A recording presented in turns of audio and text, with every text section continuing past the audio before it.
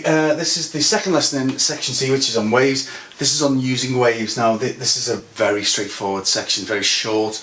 We're just going to look at the electromagnetic spectrum and digital and analog signals. Now the electromagnetic spectrum, all the diagrams can be found in the revision guide.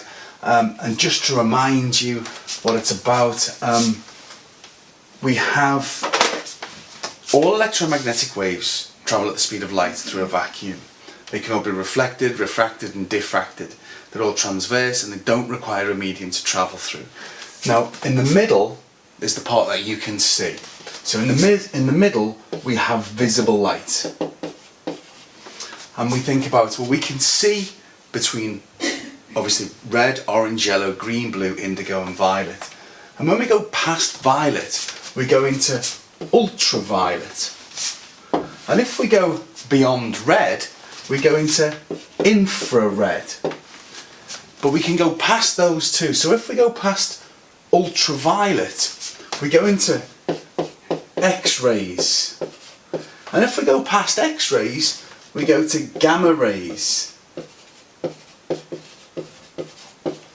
And if we go down from infrared, we get to microwaves. And lastly, radio waves. Now, there are lots of nice diagrams which you will have done in class, which you'll see in your revision guides, which go through these. So we've got visible, which you can see, and as the wavelength gets smaller, so the wavelength of blue light is about 400 nanometers, 4 times 10 to the minus 7 meters. When you go smaller than that, your eyes can't detect it anymore, and then you're in ultraviolet. Smaller again, into X-rays. Smaller again, we're into gamma rays. And if we get larger, you've got infrared, microwaves and radio waves. You'll be expected to know uses for each one. So for example, radio waves are for TV, radio, microwaves, microwave ovens, mobile phones. Infrared can be detected by the skin, anything which is hot, thermal imaging for example. Visible light is used to see things in our eyes. It's also used in fibre optics. Ultraviolet can be used in detecting forged notes. It can be used in sunbeds and so forth. X-rays, X-rays used in airports. They can be used to detect broken bones in hospitals. And gamma rays can be used, as can X-rays actually, as to cure cancer, to target cancerous cells in order to destroy them, and also they're used to sterilise hospital equipment and given off in nuclear weapons. So these are the 7 types of electromagnetic wave. The easiest way is to look at the revision guide for this particular topic and to just look at all of the uses and get an idea of the order of the electromagnetic spectrum, because it's essential that you remember the order, going from the long wavelength to the short wavelength. Now, the other thing we need to look at are digital and analog signals. Now, there are 2 types of signal. There are digital and there are analog. Now, if you think about a wave, a sound wave, for example. So when you're listening to a record, a vinyl LP, then the sound wave fluctuates as the artist sings. Now, an analog system can adopt any value whatsoever. So an analog signal has every possible value it could be. Now a digital signal is completely different. A digital signal is made of noughts and ones. But there are advantages to having a digital signal compared to an analog signal. Because whilst it's nice to listen to an analog signal, and an analog signal which can have any value whatsoever is the truest representation of a sound that we can achieve. However, we have noise on top of it. So noise are signals we don't want. So if we add noise, then the signal changes from the original signal. And this is where you might get crackling or hissing and not quite the sound which you intended. Now what's really bad about noise is if you were to copy this sound, every time you copy it, you're adding noise to it, and therefore you're getting further from the original, further from the truth. And it's, although analog is the closest thing to perfection, it's difficult to duplicate. Now digital does it in a slightly different way, in a very different way. So a digital signal is completely done in noughts and ones. So for example,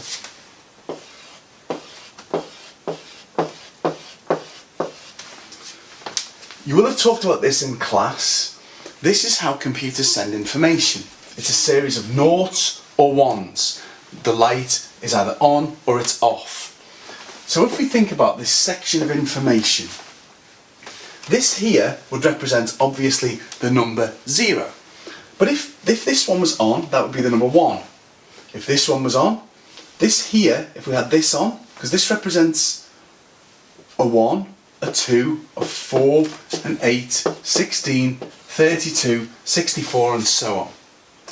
So if this was on, and this was on, and this was on, and these were all off, then the computer is basically saying this is the number 1 plus 2 plus 4 is 7. So computers can make numbers and send information as numbers using a binary code, which is just noughts and ones. This here is digital.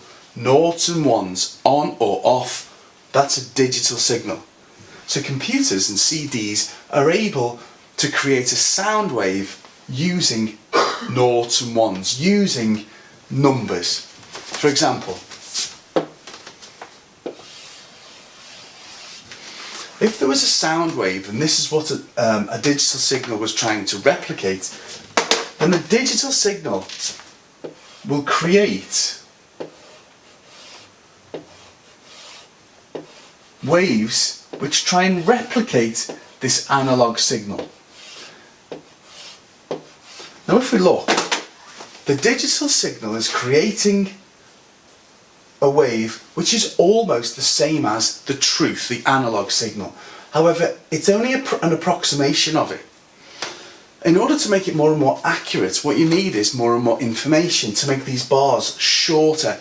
And the shorter they are, the more bandwidth you would use, if you like, the more memory you would use to record a song, but that gives you a closer signal to the truth. Now where this is important is when we send information. So when we send information digitally, we actually do get, despite noise, we get an identical message. So if we want to send a digital signal, 0, 1, 0, 1, 1, 0. When we add noise to the signal might look like this. However, even with the addition of noise, we can still see that the signal is 0, 1, 0, 1, 1, 0. So when this message is sent along a fibre optic or along a copper wire, the computer at the other end is able to recognise 0, 1, 0, 1, 1, 0. And so digital signals are easily duplicated with enormous accuracy as opposed to analog systems which are not. The noise does not really impact a digital signal unless the noise was really, really large and significant.